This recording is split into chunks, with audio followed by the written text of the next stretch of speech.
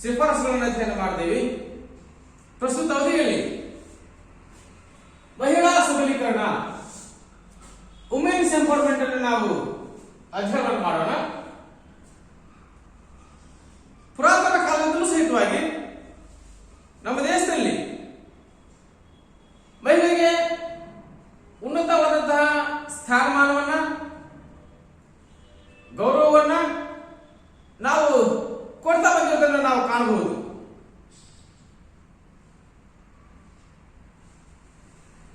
ಅದರ ಪರಿಕಲ್ಪನೆಯಲ್ಲಿ ನಾವು ನೋಡೋದಾದ್ರೆ ಇನ್ನೂ ಮುಂದುವರೆದು ಮಹಿಳೆಗೆ ದೇವತೆ ಸ್ಥಾನವನ್ನು ನೀಡಿ, ತಾಯಿಯ ಸ್ಥಾನವನ್ನು ನೀಡಿ, ಅವಳನ್ನ ಪೂಜನೀಯ ಭಾವನೆಯಿಂದ ಕಾಣ್ತಕ್ಕಂತಹ ಸಂಸ್ಕೃತಿ, ಸದಾಚಾರ ನಮ್ಮ ದೇಶದ ಪರಂಪರೆ ಆಗಿರುವುದನ್ನು ನಾವು ಕಾಣಲಿಕ್ಕೆ ಸಾಧ್ಯ ಆಗ್ತದೆ. ಹಾಗಾಗಿ ಹೆಣ್ಣೊಂದು ಕಲಿತರೆ ಶಾಲೆಯನ್ನು ತೆರೆದಂತೆ ಅಂತಕ್ಕಂತಹ ಮಾತಿನ ಮೂಲಕವಾಗಿ ಹೆಣ್ಮಗಳು ವಿದ್ಯೆಯನ್ನು ಪಡ್ಕೊಂಡಿದ್ದೆ ಆದ್ರೆ ಅವಳು ಇಡೀ ಕುಟುಂಬಕ್ಕೆ ಒಂದು ಕಣ್ಣಾಗ್ತಾಳೆ. ಮನೆಯಲ್ಲಿ ಎಲ್ಲರ ಶಿಕ್ಷಣಕ್ಕೆ ಅವರು ದಾರಿದೀಪ ಆಗಬಲ್ಲರು ಅಂತಕ್ಕಂತಹ ಮನೋಭಾವನೆ ತುಂಬತಕ್ಕಂತಹ ಈ ದೇಶದಲ್ಲಿ ಪ್ರಸ್ತುತ ಅವಧಿಯಲ್ಲಿ ಕಾಣ್ತಕ್ಕಂತಹ ಸಮಸ್ಯೆ ಅಂತಂದ್ರೆ ಮಹಿಳೆ ಮೇಲೆ ದೌರ್ಜನ್ಯ, ಅತ್ಯಾಚಾರ, ವರದಕ್ಷಿಣೆ, ಪಿಡುಗು, ಮಾನವ ಕಳ್ಳಸಾಗಣೆ, ಈ ರೀತಿಯ ಹಲವಾರು ದುರಂತ ಸನ್ನಿವೇಶಗಳನ್ನು ನಾವು ಕಣ್ಣಾರೆ ಕಾಣಲಿಕ್ಕೆ ಸಾಧ್ಯ ಆಗ್ತದೆ.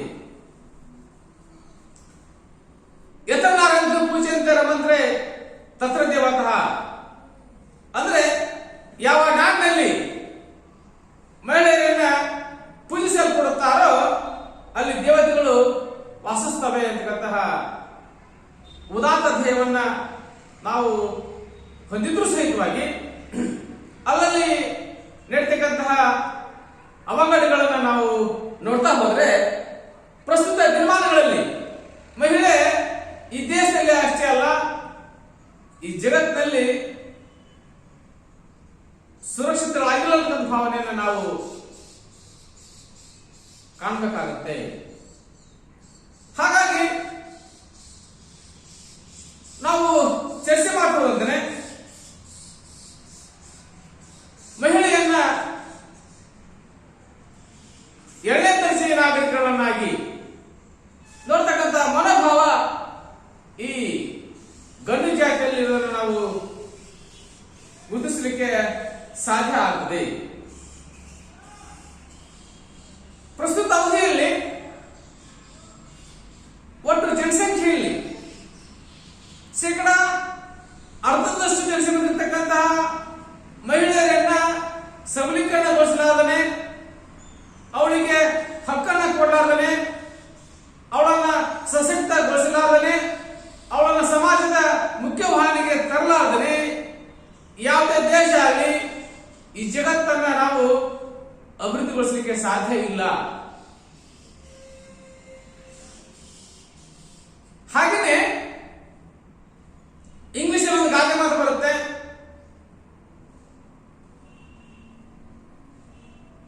could not be God everywhere, therefore he created mothers ಅಂತೆ. ಅಂದ್ರೆ could not be God everywhere, therefore he created mothers. ದೇವರಿಗೆ ಎಲ್ಲ ಕಡೆ ಇರಲಿಕ್ಕೆ ಸಾಧ್ಯ ಇಲ್ವೋ, ದೇವರಿಗೆ ಎಲ್ಲ ಕಡೆ ಇರಲಿಕ್ಕೆ ಸಾಧ್ಯ ಇಲ್ಲ. ಹಾಗಾಗಿ ಅವನು ತಾಯಿಯರನ್ನ ಸೃಷ್ಟಿ ಮಾಡ್ಕೊಂಡಿದ್ದಾನೆ. ಅಂದ್ರೆ ಒಂದ್ ಕಡೆ ನಾವು ಹೆಣ್ಣಿಗೆ ಪೂಜನೀಯ ಸ್ಥಾನವನ್ನು ಕೊಡ್ತಾ ಹೋಗ್ತೀವಿ, ಅವಳನ್ನ ಪೂಜಿಸ್ತಾ ಹೋಗ್ತೀವಿ. ಮತ್ತೊಂದು ಕಡೆ ಅವಳ ಮೇಲೆ ನಿರಂತರ ದೌರ್ಜನ್ಯವನ್ನು ಎಸೆತಕ್ಕಂತಹ ಕೆಲಸವನ್ನ ಮಾಡ್ತಾ ಅವಳನ್ನ ಕಾಲಕಸವನ್ನಾಗಿ ಕಾಣ್ತಕ್ಕಂತಹ ಎರಡನೇ ದರ್ಜೆ ನಾಗರಿಕರನ್ನ ನೋಡ್ತಕ್ಕಂತಹ ಮನಸ್ಥಿತಿಯನ್ನು ನಾವು ಬೆಳೆಸ್ಕೊಳ್ಳಿಕ್ಕೆ ಸಾಧ್ಯ ಆಗ್ತದೆ. ಹಾಗಾಗಿ ಹೆಣ್ಣು ಸಂಕುಲವನ್ನ ಸಬಲಗೊಳಿಸಲಾದರೆ ಈ ಜಗತ್ತನ್ನ, ಈ ದೇಶವನ್ನ ಅಭಿವೃದ್ಧಿ ಮಾಡಲಿಕ್ಕೆ ಸಾಧ್ಯ ಅಂತಕ್ಕಂಥ ನಿರ್ಧಾರಕ್ಕೆ ನಾವು ಬರಬಹುದಾಗಿದೆ. ಹಾಗಾಗಿ ಪ್ರಸ್ತುತ ದಿನಮಾನಗಳಲ್ಲಿ ನಾವು ಕಂಡುಕೊಳ್ಳಿಕ್ಕೆ ಸಾಧ್ಯ ಆದರೆ ಅದರ ಅರ್ಥವನ್ನು ನಾವು ನೋಡೋದಾದ್ರೆ, ಎಂಪವರ್ಮೆಂಟ್ ಅಂತಂದ್ರೆ ಕನ್ನಡದ ಸಬಲೀಕರಣಕ್ಕೆ ಸಮಾನವಾಗಿ ಸಮವಾದಿಯಾಗಿ ನಾವು ಎಂಪವರ್ಮೆಂಟ್ ಅನ್ನೋ ಪದವನ್ನು ಬಳಕೆ ಮಾಡ್ತಾ ಹೋಗ್ತೀವಿ. ಹಾಗಿದ್ದರೆ ಈ ಎಂಪವರ್ಮೆಂಟ್ ಅಂತಕ್ಕಂಥ ಪದ ಏನಿದೆ ಅದರ ಅರ್ಥವನ್ನು ಕಂಡುಕೊಳ್ಳಿಕ್ಕೆ ಸಾಧ್ಯ ಆದ್ರೆ ಅಧಿಕಾರ ಒದಗಿಸು. ಎಂಪವರ್ಮೆಂಟ್ ನ ಕನ್ನಡದ ಅರ್ಥವನ್ನು ಕಂಡುಕೊಳ್ಳಿಕ್ಕೆ ಸಾಧ್ಯ ಆದ್ರೆ ಅಧಿಕಾರ ಒದಗಿಸು, ಶಕ್ತಿ ತಂದುಕೊಡು, ಹಕ್ಕು ನೀಡು, ಹಾಗೇನೆ ಮತ್ತೊಂದನ್ನು ಕಂಡುಕೊಳ್ಳಿಕ್ಕೆ ಸಾಧ್ಯ ಆದ್ರೆ ಬಲಗೊಳಿಸು. ಅಂದ್ರೆ ಅವಳಿಗೆ ಬೇಕಾಗಿರ್ತಕ್ಕಂತಹ ಅಧಿಕಾರ ಪಡೆದ ಪ್ರಕ್ರಿಯೆ, ಅಧಿಕಾರವನ್ನ ಒದಗಿಸುವ ಮೂಲಕ ಅವಳನ್ನ ಸಮಾಜದ ಮುಖ್ಯವಾಗಿರ್ತಕ್ಕಂಥ ಪ್ರಕ್ರಿಯೆ ಕಂಡುಕೊಳ್ಳಿಕ್ಕೆ ಸಾಧ್ಯ ಆಗ್ತದೆ. ಶಕ್ತಿ ತಂದುಕೊಡು, ಅವಳಿಗೆ ಎಲ್ಲ ರೀತಿಯಲ್ಲಿ ಆರ್ಥಿಕವಾಗಿ, ಸಾಮಾಜಿಕವಾಗಿ, ಶೈಕ್ಷಣಿಕವಾಗಿ, ರಾಜಕೀಯವಾಗಿ, ಸಾಂಸ್ಕೃತಿಕವಾಗಿ ಎಲ್ಲ ಕ್ಷೇತ್ರಗಳಲ್ಲೂ ಸಹಿತ ಮಹಿಳೆಯ ಸ್ಥಾನಮಾನಕ್ಕೆ, ಮಹಿಳೆಗೆ ಶಕ್ತಿಯನ್ನು ತಂದುಕೊಟ್ಟಂತ ಕೆಲಸ ಮಾಡಲಿಕ್ಕೆ ಸಾಧ್ಯ ಆಗಿರಬೇಕು. ಹಕ್ಕನ್ನು ನೀಡು, ಅವಳಿಗೆ ಸಿಗಬೇಕಾಗಿದ್ದಂತಹ ಎಲ್ಲ ರೀತಿಯ ಹಕ್ಕುಗಳನ್ನ, ಅದು ಆರ್ಥಿಕ ಹಕ್ಕಾಗಿರ್ಬೋದು, ಅಭಿವ್ಯಕ್ತಿ ಸ್ವಾತಂತ್ರ್ಯ ಆಗಿರ್ಬೋದು,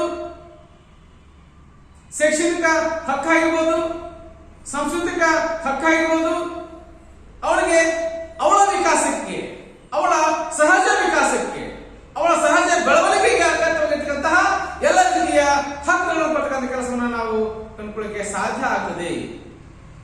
ಈ ಎಲ್ಲವುಗಳನ್ನ ಕೊಡುವ ಮೂಲಕವಾಗಿ ಅವಳನ್ನ ಬಲಗೊಳಿಸ್ತಕ್ಕಂಥ ಪ್ರಕ್ರಿಯೆ, ಅವಳನ್ನ ಸಶಕ್ತಗೊಳಿಸ್ತಕ್ಕಂಥ ಪ್ರಕ್ರಿಯೆ ಏನಿದೆ ಅದನ್ನ ನಾವು ಸಬಲೀಕರಣ ಅಥವಾ ವುಮೆನ್ಸ್ ಎಂಪವರ್ಮೆಂಟ್ ಅಂತ ಕಂಡುಕೊಳ್ಳಿಕ್ಕೆ ಸಾಧ್ಯ ಸಹಿತ ಆಗ್ತಾ ಹೋಗ್ತದೆ. ಹಾಗಾಗಿ ಮಹಿಳಾ ಸಬಲೀಕರಣ ಅಂತಂದ್ರೆ ಮಹಿಳೆಯರಿಗೆ ಆರ್ಥಿಕವಾಗಿ, ಸಾಮಾಜಿಕವಾಗಿ, ಶೈಕ್ಷಣಿಕವಾಗಿ, ರಾಜಕೀಯವಾಗಿ, ಸಾಂಸ್ಕೃತಿಕವಾಗಿ ಹಕ್ಕನ್ನ ನೀಡುವುದರ ಮೂಲಕವಾಗಿ ಸಮಾಜದ ಮುಖ್ಯವಾಹಿನಿಗೆ ತರತಕ್ಕಂತಹ ಪ್ರಕ್ರಿಯೆ ಏನಿದೆ, ಸಮಾಜದ ಮುಖ್ಯವಾಹಿನಿಗೆ ತರುವ ಪ್ರಕ್ರಿಯೆ ಏನಿದೆ ಅದನ್ನು ನಾವು ವುಮೆನ್ಸ್ ಎಂಪವರ್ಮೆಂಟ್ ಅಂತ ಅಥವಾ ಮಹಿಳಾ ಸಬಲೀಕರಣ ಕಂಡುಕೊಳ್ಳಿಕ್ಕೆ ಸಾಧ್ಯ ಆಗ್ತದೆ. ಹಾಗಿದ್ದಾದ್ರೆ ಈ ಎಂಪವರ್ಮೆಂಟ್ ಇರ್ತಕ್ಕಂತಹ, ಸಬಲೀಕರಣ ಇರ್ತಕ್ಕಂತಹ ಶಬ್ದಶಃ ಅರ್ಥವನ್ನು ಕಂಡುಕೊಳ್ಳಿಕ್ಕೆ ಸಾಧ್ಯ ಆದ್ರೆ ಮಹಿಳೆಯರಿಗೆ ಅವರ ಹಕ್ಕನ್ನು ನೀಡಿ ಅವರನ್ನು ಸಶಕ್ತಗೊಳಿಸುವ ಪರಿಕಲ್ಪನೆಯೇ ಮಹಿಳಾ ಸಬಲೀಕರಣ ಕಂಡುಕೊಳ್ಳಿಕ್ಕೆ ಸಾಧ್ಯ ಆಗ್ತದೆ. ಅಂದ್ರೆ ಒಬ್ಬ ಮಹಿಳೆಯನ್ನ, ಒಬ್ಬ ಮಹಿಳೆಗೆ ಅಧಿಕಾರವನ್ನ ನೀಡುವುದರ ಮೂಲಕ, ಹಕ್ಕನ್ನ ನೀಡುವುದರ ಮೂಲಕವಾಗಿ ಇತರರ ನಿಯಂತ್ರಣದಿಂದ, ಅಂದ್ರೆ ಮಹಿಳೆ ಬೇರೆಯವರ ಕಬಂಧ ಭಾವಗಳಲ್ಲಿ ಬಂಧಿಯಾಗಿದ್ದಾಳೆ, ಮಹಿಳೆಯಾಗಿದ್ದಾಳೆ ಬೇರೆಯವರ ಕಬಂಧ ಭಾವಗಳಲ್ಲಿ, ಕಪಿಮುಷ್ಟಿಯಲ್ಲಿ ಸಿಲುಕಿ ಒದ್ದಾಡ್ತಾ ಇದ್ದಾಳೆ. ಹಾಗಾಗಿ ಬೇರೆಯವರ ಬಂಧನದಿಂದ ಮುಕ್ತ ಮಾಡತಕ್ಕಂಥ ರೀತಿಯಲ್ಲಿ ಇತರರ ನಿಯಂತ್ರಣದಿಂದ ಮುಕ್ತಳನ್ನಾಗಿ ಮಾಡುವ ಪ್ರಕ್ರಿಯೆ ಅಲ್ಲದೆ ಅವಳ ಜೀವನವನ್ನು ತಾನೇ ನಿಯಂತ್ರಿಸಿಕೊಳ್ಳುವ ಹಾಗೂ ತನ್ನ ಸ್ಥಾನಮಾನಗಳನ್ನು ನಿರ್ಧರಿಸಿಕೊಳ್ಳುವ ಅಧಿಕಾರವನ್ನು ಹೊಂದುವುದಕ್ಕೆ ಮಹಿಳಾ ಸಬಲೀಕರಣ. ಪ್ರಸ್ತುತ ಅವಧಿಯಲ್ಲಿ ಈ ಗಂಡಿನ ಕಬಂಧ ಬಾಹುಗಳಲ್ಲಿ, ಕಪಿಮುಷ್ಟಿಯಲ್ಲಿ ಮಹಿಳೆ ಸಿಲುಕಿ ಒದ್ದಾಡ್ತಾ ಇದ್ದಾಳೆ. ಅವಳನ್ನ ಬಂಧಮುಕ್ತವನ್ನಾಗಿ ಮಾಡತಕ್ಕಂಥ ವಿಧಾನ, ಬೇರೆಯವರ ನಿಯಂತ್ರಣದಿಂದ ಬಂಧಮುಕ್ತವನ್ನ ಮಾಡತಕ್ಕಂಥ ವಿಧಾನ ತನ್ನ ಜೀವನವನ್ನ ತಾನೇ ನಿಯಂತ್ರಿಸಿಕೊಳ್ತಕ್ಕಂತಹ ಹಕ್ಕನ್ನು ಕೊಟ್ಟಕ್ಕಂಥದ್ದು, ಜೊತೆಗೆ ತನ್ನ ಜೀವನ ಹೇಗೆ ಇರಬೇಕು ಅನ್ನೋದನ್ನ ಅವಳೇ ನಿರ್ಧಾರ ಮಾಡ್ತಕ್ಕಂಥ ಸ್ವಾತಂತ್ರ್ಯ ಕೊಡ್ತಕ್ಕಂತಹ ಪ್ರಕ್ರಿಯೆ ಏನಿದೆ ಅದನ್ನ ನಾವು ವುಮೆನ್ಸ್ ಎಂಪವರ್ಮೆಂಟ್ ನಿಂದ ಅಥವಾ ಮಹಿಳಾ ಸಬಲೀಕರಣ ಕಂಡುಕೊಳ್ಳಕ್ಕೆ ಸಾಧ್ಯ ಆಗ್ತದೆ. ಹಾಗಾಗಿ ಮಹಿಳೆಗೆ ಆರ್ಥಿಕ, ಸಾಮಾಜಿಕ, ಶೈಕ್ಷಣಿಕ, ರಾಜಕೀಯ, ಸಾಂಸ್ಕೃತಿಕವಾಗಿ ಹಕ್ಕನ್ನ ನೀಡುವುದರ ಮೂಲಕವಾಗಿ ಮಹಿಳೆಯನ್ನ ಸಶಕ್ತರನ್ನಾಗಿ ಮಾಡುವುದರ ಮೂಲಕ ಸಮಾಜದ ಮುಖ್ಯವಾಹಿನಿಗೆ ತರ್ತಕ್ಕಂತಹ ಪ್ರಕ್ರಿಯೆ ಏನಿದೆ ಅಥವಾ ವಿಧಾನ ಏನಿದೆ ಅದನ್ನ ನಾವು ಹೇಳ್ತೀವಿ it is a women's empowerment ಅಂತ ಅಥವಾ ಮಹಿಳಾ ಸಬಲೀಕರಣ ಕಂಡುಕೊಳ್ಳಿಕ್ಕೆ ಸಾಧ್ಯ ಆಗ್ತದೆ. ಇನ್ನು ನಾವು ಅದರ ಅಗತ್ಯತೆ ಕಂಡುಕೊಳ್ಳಿಕ್ಕೆ ಸಾಧ್ಯ ಆದ್ರೆ ಫಸ್ಟ್ ನಾವು ಹೇಳ್ತಾ ಹೋಗ್ತೀವಿ ಶಿಕ್ಷಣ ಅಥವಾ ಸಾಕ್ಷರತೆ. ಪ್ರಸ್ತುತ ಅವಧಿಯಲ್ಲಿ 2001ರ ಜನಗಣತಿ ಪ್ರಕಾರ ಪುರುಷರ ಸಾಕ್ಷರತಾ ಪ್ರಮಾಣ 75%. ಪುರುಷರ ಸಾಕ್ಷರತಾ ಪ್ರಮಾಣ 75% ಇದೆ. ಅದೇ ಮಹಿಳೆಯರ ಸಾಕ್ಷರತಾ ಪ್ರಮಾಣ 54% ಕಂಡುಕೊಳ್ಳಿಕ್ಕೆ ಸಾಧ್ಯ ಆಗುತ್ತೆ. ಪುರುಷರ ಸಾಕ್ಷರತಾ ಪ್ರಮಾಣ 75% ಇದೆ, ಮಹಿಳೆಯರ ಸಾಕ್ಷರತಾ ಪ್ರಮಾಣ 54% ಇದೆ. ಹಾಗಾಗಿ ನಮ್ದಾಗಿದ್ದಂತಹ ಈ ಪುರುಷ ಪ್ರಧಾನ ಸಮಾಜದಲ್ಲಿ ಮಹಿಳೆಯರ ಸಾಕ್ಷರತಾ ಪ್ರಮಾಣ ಪುರುಷರ ಸಾಕ್ಷರತಾ ಪ್ರಮಾಣಕ್ಕಿಂತ 21% ವ್ಯತ್ಯಾಸವನ್ನು ಕಂಡುಕೊಳ್ಳಿಕ್ಕೆ ಸಾಧ್ಯ ಆಗುತ್ತೆ. ಪುರುಷ ಮತ್ತು ಮಹಿಳೆಯರ ಸಾಕ್ಷರತಾ ಪ್ರಮಾಣದಲ್ಲಿ 21% ವ್ಯತ್ಯಾಸವನ್ನು ಕಂಡುಕೊಳ್ಳಿಕ್ಕೆ ಸಾಧ್ಯ ಆಗುತ್ತೆ. ಇದು ಪುರುಷ ಮತ್ತು ಮಹಿಳೆಯರ ಸಾಕ್ಷರತಾ ಪ್ರಮಾಣದಂತಹ ವ್ಯತ್ಯಾಸ 21% ಆಗುತ್ತೆ. ಇದನ್ನ ಹೋಲಿಸುವುದಕ್ಕಾಗಿ ಇನ್ನೂ ಸಹಿತ ಗ್ರಾಮೀಣ ಪ್ರದೇಶದಲ್ಲಿ ಹುಡುಗಿ ಶಾಲೆಗೆ ಸೇರುವುದು ನಿಷಿದ್ಧ, ಅವಳು ಅಡಿಗೆನೆ ಮಾಡಬೇಕು, ಮನೆ ಕೆಲಸ ಮಾಡಬೇಕು, ವ್ಯವಸಾಯದಲ್ಲಿ ಭಾಗಿಯಾಗಬೇಕು ಅಂತಕ್ಕಂತಹ ನಂಬಿಕೆ ಏನಿದೆ, ಈ ಎಲ್ಲ ಕಾರಣದ ನೆಪಗಳು ಸಹಿತ ಮಹಿಳೆ ಶಿಕ್ಷಣದಿಂದ ವಂಚಿತಳಾಗಲಿಕ್ಕೆ ಸಾಧ್ಯ ಆಗ್ತದೆ. ಹಾಗಾಗಿ ಸಾಕ್ಷರತೆಯ ಪ್ರಮಾಣ ಏನಿದೆ ಇದು ಮಹಿಳಾ ಸಂಕುಲದ ದೊಡ್ಡ ದೌರ್ಬಲ್ಯ. ಇದನ್ನ ನಿವಾರಣೆ ಮಾಡೋದಕ್ಕಾಗಿ, ಶಿಕ್ಷಣ ಕೊಡೋದಕ್ಕಾಗಿ, ಸಾಕ್ಷರತಾ ಪ್ರಮಾಣವನ್ನು ಹೆಚ್ಚಿಸೋದಕ್ಕಾಗಿ ಪ್ರಸ್ತುತ ಅವಧಿಯಲ್ಲಿ ನಮಗೆ ಮಹಿಳಾ ಸಬಲೀಕರಣದ ಅಗತ್ಯತೆಯನ್ನು ಕಂಡುಕೊಳ್ಳಿಕ್ಕೆ ಪ್ರಯತ್ನ ಮಾಡಬಹುದು. ಇನ್ನ ಮಹಿಳೆಯರ ಆರೋಗ್ಯ ಸಮಸ್ಯೆ ನಾವು ಚರ್ಚೆ ಮಾಡಬಹುದಂದ್ರೆ ಪುರುಷರ ಆರೋಗ್ಯಕ್ಕೆ ದೈಹಿಕ ಸಾಮರ್ಥ್ಯಕ್ಕೆ ಹೋಲಿಕೆ ಮಾಡಿದ್ದಾದ್ರೆ ನಾವು ಹೇಳ್ತಾ ಹೋಗ್ತೀವಿ ಲಿಂಗ ಸೂಕ್ಷ್ಮತೆಯಲ್ಲಿ. ಲಿಂಗ ಸೂಕ್ಷ್ಮತೆ ಅಂತಂದ್ರೆ ಮಹಿಳೆ ಮತ್ತು ಪುರುಷರ ಸಾಮರ್ಥ್ಯಗಳಲ್ಲಿರ್ತಕ್ಕಂತಹ ವ್ಯತ್ಯಾಸದ ಪ್ರಮಾಣ ಏನಿದೆ ಅದನ್ನು ನಾವು ಲಿಂಗ ಸೂಕ್ಷ್ಮತೆ ಕಂಡುಕೊಳ್ಳಿಕ್ಕೆ ಸಾಧ್ಯ ಆಗ್ತದೆ.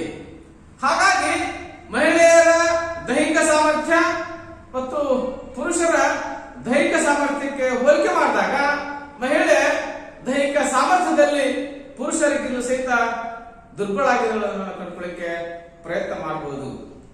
ಹಾಗಾಗಿ ಮಹಿಳೆಯಾಗಿರ್ತಕ್ಕಂಥವಳು ಮನೆಯಲ್ಲಿ ಜವಾಬ್ದಾರಿ ಸ್ಥಾನದಲ್ಲಿ ಇರೋದ್ರಿಂದ ಮನೆಯ ಎಲ್ಲರ ಊಟದ ಮೇಲೆ ಊಟ ಮಾಡಬೇಕಾಗತ್ತೆ. ಊಟ ಮಾಡ್ತಾ ಇದ್ದಾಳೆ, ಎಲ್ಲ ಊಟ ಮಾಡಿ ಊಟ ಉಳಿದ್ರೆ ಊಟ ಮಾಡ್ತಾಳೆ, ಇಲ್ಲಿದ್ರೆ ನೀರು ಕುಡಿದು ಮಲ್ಕೋತಾಳೆ. ಅಂದ್ರೆ ನ್ಯೂನ ಆಹಾರ ಪೋಷಣೆ, ಕಡಿಮೆ ಆಹಾರವನ್ನ ಸೇವಿಸ್ತಕ್ಕಂಥ ಕೆಲಸ ಮಾಡಿ ಹೆಚ್ಚು ಶ್ರಮ ಪಟ್ಟು ದುಡಿತಕ್ಕಂತಹ, ಶ್ರಮ ವಹಿಸಿ ಕೆಲಸ ಮಾಡ್ತಕ್ಕಂತಹ ವರ್ಗ ಅಂದ್ರೆ ಅದು ಮಹಿಳಾ ವರ್ಗ. ಹಾಗಾಗಿ ಮತ್ತು ತನ್ನ ದೈಹಿಕ ಅನಾರೋಗ್ಯವನ್ನ ಮುಚ್ಚಲಾರದ ಕಾರಣದಿಂದಾಗಿಯೋ ಆರ್ಥಿಕ ಸಮಸ್ಯೆಯ ಕಾರಣದಿಂದಾಗಿಯೋ ಯಾರಿಗೆ ಹೇಳಿಕೊಳ್ತಕ್ಕಂತಹ ಸನ್ನಿವೇಶವನ್ನು ಸೃಷ್ಟಿ ಮಾಡಲಿಕ್ಕೆ ಸಾಧ್ಯ ಇಲ್ಲ. ಹಾಗಾಗಿ ನಿರಂತರವಾಗಿ ಅನಾರೋಗ್ಯಕ್ಕೆ ಗುರಿಯಾಗೋದನ್ನು ನಾವು ಕಂಡುಕೊಳ್ಳಿಕ್ಕೆ ಪ್ರಯತ್ನ ಮಾಡಬಹುದು. ಈ ಎಲ್ಲ ಕಾರಣಗಳಿಂದಾಗಿ ಪ್ರಸ್ತುತ ಅವಧಿಯಲ್ಲಿ ನಮಗೆ ಮಹಿಳಾ ಸಬಲೀಕರಣದ ಅಗತ್ಯತೆಯನ್ನು ಕಂಡುಕೊಳ್ಳಿಕ್ಕೆ ನಾವು ಪ್ರಯತ್ನ ಮಾಡಬಹುದು. ಮಹಿಳಾ ಆರ್ಥಿಕ ತುರ್ತು ಅಗತ್ಯತೆ ಅಂತಂದ್ರೆ ಪ್ರಸ್ತುತ ಅವಧಿಯಲ್ಲಿ ನಮ್ಮ ದೇಶದ ತಲಾ ಆದಾಯ ಮತ್ತು ಆಸ್ತಿಯನ್ನು ಕಂಡುಕೊಳ್ಳಿಕ್ಕೆ ಸಾಧ್ಯ ಆದರೆ ಮೊದಲೇ ಭಾರತ ಬಡ ದೇಶ, ಅದರಲ್ಲೂ ಅತ್ಯಂತ ಕಡಿಮೆ ವರಮಾನ ಇರತಕ್ಕಂತಹ ತಲಾ ಆದಾಯ ಇರತಕ್ಕಂತಹ ದೇಶ ನಮ್ದಾಗಿದೆ. ಜೊತೆಗೆ ಕುಟುಂಬದ ಆಸ್ತಿಗೆ ಗಂಡ ಮಗನೇ ಯಜಮಾನ ಆಗಿರುವುದರಿಂದ ಮಹಿಳೆ ಆರ್ಥಿಕವಾಗಿ ಅತ್ಯಂತ ತುಂಬಾ ಸಂಕಷ್ಟವನ್ನ ಎದುರಿಸುವುದನ್ನು ನಾವು ಕಾಣಲಿಕ್ಕೆ ಸಾಧ್ಯ ಆಗುತ್ತೆ. ಹಾಗಾಗಿ ಪ್ರಸ್ತುತ ತೀರ್ಮಾನಗಳ ಕಂಡುಕೊಳ್ಳಕ್ಕೆ ಸಾಧ್ಯ ಆದರೆ ಸುಪ್ರೀಂ ಕೋರ್ಟ್ ಸ್ಪಷ್ಟವಾಗಿ ಹೇಳಿದೆ, ಮಹಿಳೆಗೂ ಸಹಿತ ಆಸ್ತಿ ಹಕ್ಕು ಇದೆ. ತಂದೆಯ ಆಸ್ತಿಯಲ್ಲಿ ಮಗನಿಗೆ ಎಷ್ಟು ಹಕ್ಕಿದೆಯೋ ಅಷ್ಟೇ ಹಕ್ಕು ಮಗಳಿಗೆ ಇರೋದನ್ನು ಕಂಡುಕೊಳ್ಳಕ್ಕೆ ಸಾಧ್ಯ ಆಗ್ತದೆ. ಹಾಗಾಗಿ ಭಾರತದ ತಲಾ ಆದಾಯ ಕಡಿಮೆ ಇದ್ದು ಹೆಚ್ಚಿನ ಕುಟುಂಬಗಳು ಆರ್ಥಿಕವಾಗಿ ಬಡತನ ರೇಖೆಗಿಂತ ಕಡಿಮೆ ಇದಾವೆ.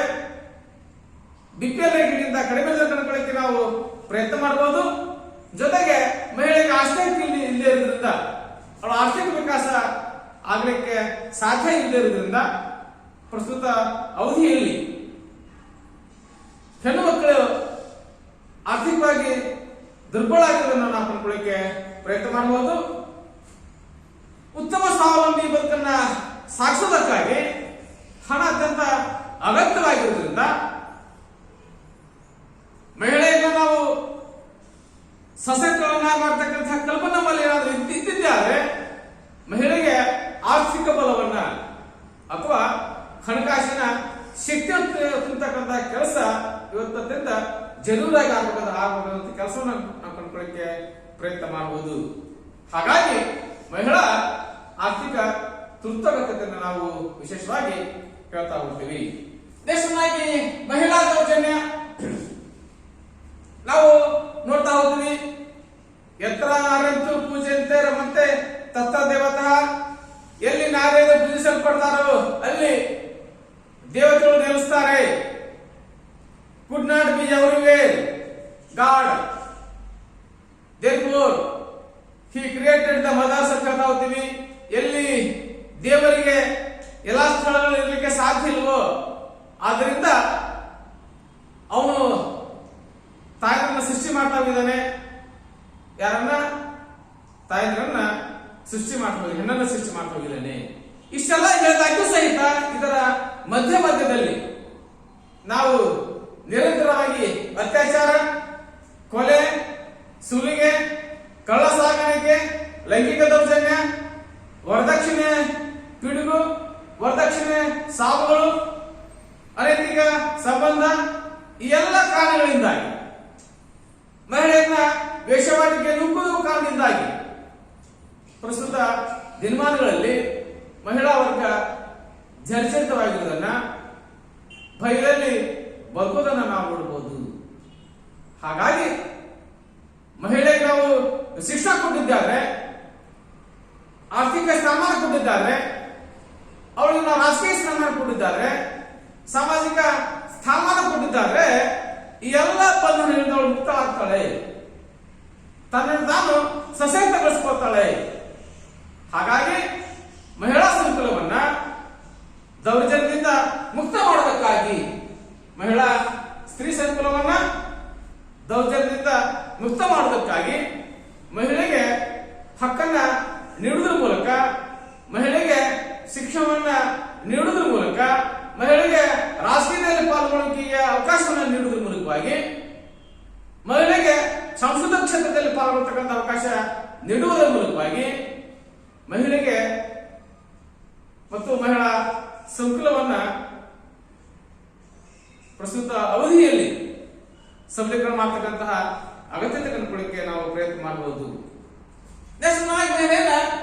ಸ್ವಾವಲಂಬಿಯನ್ನಾಗಿಸಿದ ವಿಧಾನ, ಮಹಿಳೆಯನ್ನ ಆರ್ಥಿಕವಾಗಿ ಸಾಮಾಜಿಕವಾಗಿ ಸದೃಢವಾಗಿರುವುದಲ್ಲದೆ ಉದ್ಯೋಗ ಪುರುಷ ಲಕ್ಷಣ ಹೇಳ್ತಾ ಹೋಗ್ತೀವಿ.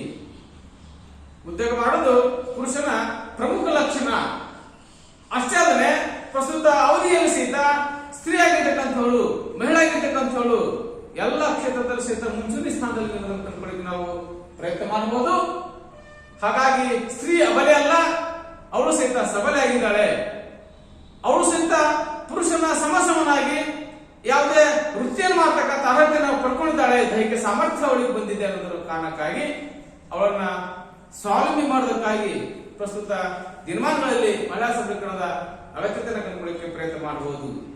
ದೇಶವಾಗಿ ಸಮಾಜದ ಮುಖ್ಯವಾಹಿನಿಗೆ ತರುವುದು ನಾವು ನೋಡ್ತಾ ಹೋಗ್ತೀವಿ. ಮಹಿಳೆಯರನ್ನ ದುರ್ಬಲ ವರ್ಗ ಮತ್ತೆ ದ್ವಿತೀಯ ದರ್ಜೆ ನಾಗರಿಕಗಳು, ಪೌರಗಳು, ಸೆಕೆಂಡ್ ಸಿಟಿಜನ್ ಅಂತೆ, ಮತ್ತು ಮಹಿಳೆ ಕೇವಲ ಒಲೆ ಮಾತು ನೋಡಬೇಕು, ಫಲ ಗಂಡು ನೋಡಬೇಕು, ಒಲೆಗೆ ಮಗಳು ಫಲಕ್ಕೆ ಮಗ, ಈ ನಿರ್ಧಾರ ಏನಿದೆ ತಪ್ಪು. ಹಾಗಾಗಿ ಗಂಡೆದ್ದು ಫಲ ನೋಡಬೇಕು, ಹೆಣ್ಣೆದ್ದು ಒಲೆ ನೋಡಬೇಕು. ಮಹಿಳೆ ಇವತ್ತು ಎಲ್ಲದಕ್ಕೂ ಸಿದ್ಧಳಾಗಿದ್ದಾಳೆ, ಎಲ್ಲ ಕೆಲಸವೂ ಸಹಿತ ಅವಳು ಮಾಡಬಲ್ಲಳು ಅಂತಕ್ಕಂತಹ ಅರಿವು ಈ ಪುರುಷ ವರ್ಗಕ್ಕೆ ಇರಬೇಕು. ಹಾಗಾಗಿ ಸಮಾಜದ ಮುಖ್ಯವಾಹಿನಿಗೆ ತರೋದಕ್ಕಾಗಿ ಅವಳನ್ನ ಸಶಕ್ತಗೊಳಿಸತಕ್ಕಂಥ ಕೆಲಸವನ್ನ ನಾವಿವತ್ತು ಮಾಡಬೇಕಾಗಿದೆ. ದೇಶವಾಗಿ ಆರ್ಥಿಕವಾಗಿ ಬಲಿಷ್ಠನಾಗಿಸ್ತಕ್ಕಂಥ ವಿಧಾನ, ವಿಶೇಷವಾಗಿ ಮಹಿಳೆ ಆಗಿರ್ತಕ್ಕಂಥವಳು ಮನೆ, ಮಕ್ಕಳು, ಕುಟುಂಬ ನಿರ್ವಹಣೆಯಲ್ಲಿ ತೊಡಗೋದ್ರ ಮೂಲಕವಾಗಿ ಆರ್ಥಿಕವಾಗಿ ಸದೃಢವಾಗಿಲ್ಲದಿರೋದನ್ನು ನಾವು ಕಾಣಬಹುದು.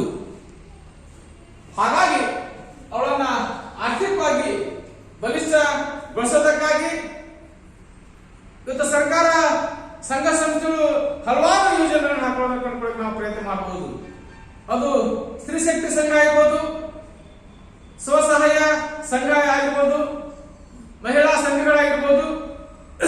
ಈ ಎಲ್ಲ ಚಟುವಟಿಕೆಗಳ ಮೂಲಕವಾಗಿ ಮಹಿಳೆ ಉಳಿತಾಯ ಪದ್ಧತಿಗಳನ್ನು ಬೆಳೆಸಿಕೊಳ್ಳುವ ಮೂಲಕ ಆರ್ಥಿಕವಾಗಿ ಪ್ರಬಲರಾಗೋದನ್ನು ನಾವು ಕಂಡುಕೊಳ್ಳಲಿಕ್ಕೆ ಪ್ರಯತ್ನ ಮಾಡಬಹುದು. ಹಾಗಾಗಿ ಉತ್ಪಾದನಾ ಚಟುವಟಿಕೆಯಲ್ಲಿ ಅವಳನ್ನು ತೊಡಗಿಸಿಕೊಳ್ಳುವ ಮೂಲಕ ಅವಳು ಸಹಿತ ಆರ್ಥಿಕವಾಗಿ ಪ್ರಬಲರಾಗೋದಕ್ಕೆ ಎಲ್ಲ ರೀತಿಯ ಸಹಾಯ ಸಹಕಾರವನ್ನ ಕೊಡುವ ಮೂಲಕವಾಗಿ ಅವಳನ್ನ ಸಬಲೀಕರಣ ಮಾಡತಕ್ಕಂಥ ಅಗತ್ಯತೆ ನಾವು ಕಂಡುಕೊಳ್ಳಕ್ಕೆ ಪ್ರಯತ್ನ ಮಾಡಬಹುದು.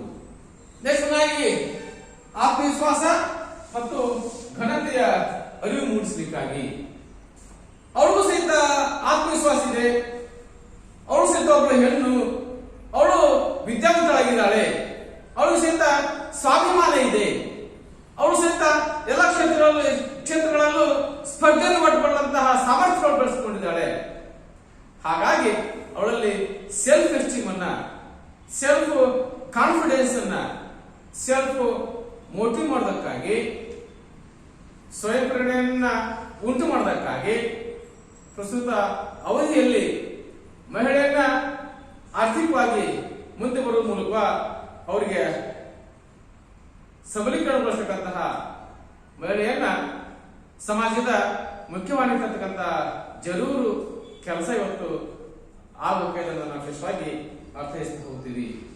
ಇನ್ನು ಸ್ತ್ರೀ ಪುರುಷರ ನಡುವಿನ ಅಂತರ ಕಡಿಮೆ ಮಾಡೋದಕ್ಕಾಗಿ ವಿಶೇಷವಾಗಿ ಆರ್ಥಿಕವಾಗಿ, ಸಾಮಾಜಿಕವಾಗಿ, ಶೈಕ್ಷಣಿಕವಾಗಿ, ರಾಜಕೀಯವಾಗಿ, ಸಾಂಸ್ಕೃತಿಕವಾಗಿ ಈ ಎಲ್ಲಾ ಕ್ಷೇತ್ರಗಳು ಸಹಿತ ನಾವು ಅವಲೋಕನ ಮಾಡ್ತಾ ಹೋದಂತೆ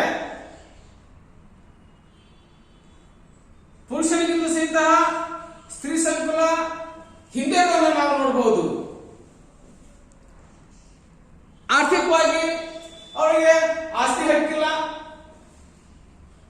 ಸಾಮಾಜಿಕವಾಗಿ ಅವರಿಗೆ ಸಾಮಾಜಿಕ ಮನ್ನಣೆ ಇಲ್ಲ, ಶೈಕ್ಷಣಿಕವಾಗಿ ಅವರು ಶಾಲೆ ಕಟ್ಟಲಿಕ್ಕೆ ಸಾಧ್ಯ ಇಲ್ಲ, ರಾಜಕೀಯವಾಗಿ ಅವಳಿಗೆ ಪಾಲ್ಗೊಳ್ತಕ್ಕಂಥ ವ್ಯವಸ್ಥೆ ಇಲ್ಲ, ಸಾಂಸ್ಕೃತಿಕವಾಗಿ ಅವಳು ಮುಂದುವರಲಿಕ್ಕೆ ಸಾಧ್ಯ ಇಲ್ಲ, ಅವಳಿಗೆ ಅಭಿವ್ಯಕ್ತಿ ಸ್ವಾತಂತ್ರ್ಯನೇ ಇಲ್ಲ. ಹೀಗಿದ್ದ ಪಕ್ಷದಲ್ಲಿ ಅವಳ ಸಬಲೀಕರಣ ಹೇಗಾಗಲಿಕ್ಕೆ ಸಾಧ್ಯ ಆಗ್ತದೆ? ಅವಳನ್ನ ಸಮಾಜದ ಮುಖ್ಯವಾಹಿನಿಗೆ ಹೇಗೆ ತರಬಹುದು ಅಂತಕ್ಕಂತಹ ಕನಿಷ್ಠ ಪರಿಕಲ್ಪನೆ ನಮಗೆ ಇಲ್ಲದೆ ಇರೋದು ಈ ಸ್ತ್ರೀ ಪುರುಷರ ಮಧ್ಯೆ ಇರತಕ್ಕಂತಹ ಅಂತರ ಹೆಚ್ಚಾಗಲಿಕ್ಕೆ ಕಾರಣ. ನಾವು ನೋಡ್ತಾ ಹೋಗ್ತೀವಿ, ಇತ್ತೀಚೆಗೆ ಅವರಿಗೆ ತಂದೆಯ ಆಸ್ತಿಯಲ್ಲಿ ಸಮಾನ ಹಕ್ಕನ್ನು ಕಂಡುಕೊಳ್ಳಕ್ಕೆ ನಾವು ಕೊಡ್ಲಿಕ್ಕೆ ಯಶಸ್ವಿಯಾಗಿದ್ದೇವೆ. ರಾಜಕೀಯದಲ್ಲಿ ಪಾಲ್ಗೊಳ್ಳೋದಕ್ಕೆ 33% ಮೀಸಲಾತಿ ಇದೆ, ಅದು ಇನ್ನೂ ಸಹಿತ ಜಾರಿಯಾಗಲಿಕ್ಕೆ ಸಾಧ್ಯ ಆಗ್ತಾ ಇಲ್ಲ. ರಾಜಕೀಯ ಹಿತಾಸಕ್ತಿಗಾಗಿ ಅದನ್ನು ಸುಮಾರು 20 ವರ್ಷಗಳಿಂದ ಅದು ಹಾಗೇನೆ ಮುಂದುವರೆದಿರೋದನ್ನ ನಾವು ಕಂಡುಕೊಳ್ಳಿಕ್ಕೆ ಪ್ರಯತ್ನ ಮಾಡಬಹುದು. ಇನ್ನು ಶೈಕ್ಷಣಿಕವಾಗಿ ಇಲ್ಲ ಸ್ಪಷ್ಟವಾಗಿ ನಾವು ಪುರುಷರ ಸಾಕ್ಷರತಾ ಪ್ರಮಾಣ 75%, ಮಹಿಳೆಯರ ಸಾಕ್ಷರತಾ ಪ್ರಮಾಣ 54%, ಇಬ್ಬರ ಮಧ್ಯೆ 21% ವ್ಯತ್ಯಾಸ ಇದೆ. ಅದೇ ನಮಗೆ ಸ್ಪಷ್ಟವಾಗಿ ಗೋಚರವಾಗುತ್ತೆ. ಈ ಎಲ್ಲದರ ಮಧ್ಯದಲ್ಲೂ ಸಹಿತ ಮಹಿಳೆ ಸಂಸ್ಕೃತವಾಗಿ ಮುಂದುವರಲಿಕ್ಕೆ ಸಾಧ್ಯನ? ಅವಳಿಗೆ ಇನ್ನೂ ಸಹಿತ ನಾವು ಈ ಪುರುಷ ಸಮಾಜ ಅವಳಿಗೆ ಅಭಿವ್ಯಕ್ತಿ ಸ್ವಾತಂತ್ರ್ಯ ಕೊಡಲಿಕ್ಕೆ ಸಾಧ್ಯ ಆಗಿಲ್ಲ, ಆಗೋದಿಲ್ಲ. ಇಂಥ ಸಂದರ್ಭದಲ್ಲಿ ನಾವು ಸ್ತ್ರೀ ಪುರುಷರ ನಡುವಿನ ಅಂತರ ಕಡಿಮೆ ಮಾಡಲಿಕ್ಕೆ ಸಾಧ್ಯ ಆಗ್ತದೆಯಾ? ಆಗಬೇಕಾಗಿದೆ. ಮಹಿಳೆಯರನ್ನ ಎಲ್ಲ ಕ್ಷೇತ್ರದಲ್ಲೂ ಸಹಿತ ಪ್ರಬಲಗೊಳಿಸುವ ಮೂಲಕವಾಗಿ ಆರ್ಥಿಕವಾಗಿ, ಸಾಮಾಜಿಕವಾಗಿ, ಶೈಕ್ಷಣಿಕವಾಗಿ, ರಾಜಕೀಯವಾಗಿ, ಸಾಂಸ್ಕೃತಿಕವಾಗಿ ಅವಳನ್ನ ಪ್ರಬಲಗೊಳಿಸುವ ಮೂಲಕ, ಅವಳಿಗೆ ಅಧಿಕಾರ ಒದಗಿಸುವ ಮೂಲಕವಾಗಿ, ಅವಳಿಗೆ ಶಕ್ತಿ ತಂದುಕೊಡುವ ಮೂಲಕವಾಗಿ, ಅವಳಿಗೆ ಕೊಡಬೇಕಾದ ಹಕ್ಕನ್ನ ಕೊಡುವ ಮೂಲಕವಾಗಿ, ಅವಳನ್ನ ಬಲಗೊಳಿಸುವ ಮೂಲಕವಾಗಿ ಸ್ತ್ರೀ ಪುರುಷ ನಡುವಿನ ನಂತರ ನಾವು ಕಡಿಮೆ ಮಾಡಲಿಕ್ಕೆ ಸಾಧ್ಯ ಆಗ್ತದೆ. ಹಾಗಾಗಿ ಪ್ರಸ್ತುತ ಅವಧಿಯಲ್ಲಿ ಮಹಿಳಾ ಸಬಲೀಕರಣದ ಅಗತ್ಯತೆಯನ್ನು ನಾವು ಕಂಡುಕೊಳ್ಳಕ್ಕೆ ಪ್ರಯತ್ನ ಮಾಡಬಹುದು. ಸ್ವತಂತ್ರ ನಿರ್ಣಯ ಕೈಗೊಳ್ಳುವಂತೆ ಮಾಡೋದಕ್ಕಾಗಿ, ಸ್ವತಂತ್ರ ನಿರ್ಣಯ ಕೈಗೊಳ್ಳುವಂತೆ ಮಾಡೋದಕ್ಕಾಗಿ ಸ್ತ್ರೀಯಾಗಿರ್ತಕ್ಕಂಥವಳು ವೈಯಕ್ತಿಕ ಆರೋಗ್ಯ, ಶಿಕ್ಷಣ ಇರ್ಬೋದು, ಉದ್ಯೋಗ ಇರ್ಬೋದು, ಹಾಗೂ ತನ್ನ ಹಕ್ಕುಗಳ ಕುರಿತಾಗಿ ಸ್ವತಂತ್ರ ನಿರ್ಣಯ ಕೈಗೊಳ್ಳತಕ್ಕಂತಹ ಅಗತ್ಯ ಪ್ರಸ್ತುತ ದಿನಮಾನಗಳಲ್ಲಿ ಅತಿ ಹೆಚ್ಚಾಗಿರುವುದನ್ನು ನಾವು ನೋಡಬಹುದು. ಅಂದ್ರೆ ತನ್ನ ಜೀವನವನ್ನ ತಾನೇ ನಿರ್ಧರಿಸಿಕೊಳ್ಬೇಕು. ಒಂದು ಗಂಡು ಹೇಗೆ ತನ್ನ ಜೀವನ ತಾನು ನಿರ್ಧಾರ ಮಾಡಿಕೊಳ್ಳಕ್ಕೆ ಪ್ರಯತ್ನ ಯಶಸ್ವಿ ಆಗ್ತದೆ, ಹಾಗೇನೆ ಸಹಿತ ಪ್ರತಿಯೊಂದು ಹೆಣ್ಣು ಜೀವಿಯು ಸಹಿತ, ಹೆಣ್ಣು ಮಗುವು ಸಹಿತ ತನ್ನ ಜೀವನವನ್ನ ಬೇರೆಯವರು ನಿಯಂತ್ರಿಸಲಾದ ರೀತಿಯಲ್ಲಿ ತಾನೇ ತನ್ನ ಬದುಕನ್ನ, ತನ್ನ ಜೀವನವನ್ನ ನಿರ್ಧರಿಸತಕ್ಕಂತಹ ನಿಟ್ಟಿನಲ್ಲಿ ಅವಳನ್ನ ನಾವು ಗಟ್ಟಿಗೊಳಿಸಬೇಕಾಗಿದೆ, ಅವಳನ್ನ ಸಬಲಗೊಳಿಸಬೇಕಾಗಿದೆ. ಹಾಗಾಗಿ ತನ್ನ ಜೀವನವನ್ನ ತಾನೇ ನಿರ್ಣಯ ಮಾಡತಕ್ಕಂತಹ ನಿಟ್ಟಿನಲ್ಲಿ, ಸ್ವತಂತ್ರ ನಿರ್ಣಯ ಕೈಗೊಳ್ಳತಕ್ಕಂತಹ ನಿಟ್ಟಿನಲ್ಲಿ ಅವಳನ್ನು ನಾವು ಸಬಲೀಕರಣ ಮಾಡತಕ್ಕಂತಹ ಅಗತ್ಯವನ್ನು ಕಂಡುಕೊಳ್ಳಕ್ಕೆ ನಾವು ಪ್ರಯತ್ನ ಮಾಡಬಹುದು.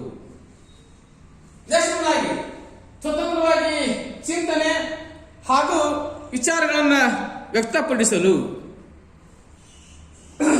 ಯಾವುದೇ ವಿಚಾರ ಆಗಿರ್ಬೋದು, ಸ್ವತಂತ್ರವಾಗಿ ಚಿಂತನೆ ಮಾಡತಕ್ಕಂತಹ ಜೊತೆಗೆ ವಿಚಾರಗಳನ್ನ ವ್ಯಕ್ತಪಡಿಸತಕ್ಕಂತಹ ಅವಕಾಶವನ್ನು ನಮ್ಮ ಮಹಿಳೆಗೆ ಕೊಟ್ಟಿದ್ದಾರೆ. ಒಂದು ಸಮ ಸಮಾಜವನ್ನ ನಾವು ನಿರ್ಮಿಸಲಿಕ್ಕೆ ಸಾಧ್ಯ ಆಗ್ತದೆ. ಒಂದು ಹೊಸ ಸಮಾಜದ ಕನಸನ್ನು ಕಟ್ಟಲಿಕ್ಕೆ ಸಾಧ್ಯ ಆಗ್ತದೆ. ಹಾಗಾಗಿ ಅವಳಿಗೆ ತನ್ನ ವಿಚಾರಗಳನ್ನು ವ್ಯಕ್ತಪಡಿಸಲಿಕ್ಕೆ ಅಭಿವ್ಯಕ್ತಿ ಸ್ವಾತಂತ್ರ್ಯವನ್ನ, ಸ್ವತಂತ್ರವಾಗಿ ಚಿಂತಿಸತಕ್ಕಂತಹ ಸಾಮರ್ಥ್ಯವನ್ನು ಅವಳಿಗೆ ಕೊಡುವುದರ ಮೂಲಕವಾಗಿ ಅವಳು ಸಹಿತ 2ನೇ ದರ್ಜೆಯ ನಾಗರಿಕಳಲ್ಲ, ಸೆಕೆಂಡ್ ಲೆವೆಲ್ ಸಿಟಿಜನ್ ಅಲ್ಲ, ಪುರುಷನಷ್ಟೇ ಸಮಾನಾಗಿದ್ದಾಳೆ ಅನ್ನೋದಂತಹ ಮನೋಭಾವನ ನಾವು ತಾಳಿದ್ದೆ ಆದರೆ ಅವಳು ಸಹಿತ ಎಲ್ಲರ ಹಾಗೆ ತನ್ನ ಸಾಮರ್ಥ್ಯಕ್ಕನುಗುಣವಾಗಿ ವಿಕಾಸ ಹೊಂದಲಿಕ್ಕೆ ಸಾಧ್ಯ ಆಗ್ತದೆ ಅನ್ನೋದ್ರ ಮೂಲಕವಾಗಿ ಅವಳಿಗೆ ಅಭಿವ್ಯಕ್ತಿ ಸ್ವಾತಂತ್ರ್ಯ ಕೊಡುವುದರ ಮೂಲಕವಾಗಿ ತನ್ನ ವಿಚಾರಗಳನ್ನು ವ್ಯಕ್ತಪಡಿಸಲಿಕ್ಕೆ ಅವಕಾಶವನ್ನು ಕೊಡುವುದರ ಮೂಲಕವಾಗಿ ಅವಳನ್ನ ಸಬಲೀಕರಣ ಮಾಡತಕ್ಕಂತಹ ಅಗತ್ಯವನ್ನು ನಾವು ಹೊತ್ತು ಕೊಡಬೇಕಾಗಿದೆ. ಹಾಗಾಗಿ ನಾವು ವಿಶೇಷವಾಗಿ ಹೇಳ್ತಾ ಹೋಗ್ತೀವಿ, ಸ್ವತಂತ್ರವಾಗಿ ಚಿಂತನೆ ಮಾಡೋದಕ್ಕಾಗಿ, ವಿಚಾರಗಳನ್ನ ವ್ಯಕ್ತಪಡಿಸೋದಕ್ಕಾಗಿ ಪ್ರಸ್ತುತ ಅವಧಿಯಲ್ಲಿ ಮಹಿಳಾ ಸಬಲೀಕರಣದ ಅಗತ್ಯವನ್ನು ನಾವು ಮನಗಾಣಲಿಕ್ಕೆ ಪ್ರಯತ್ನವನ್ನು ಮಾಡೋಣ.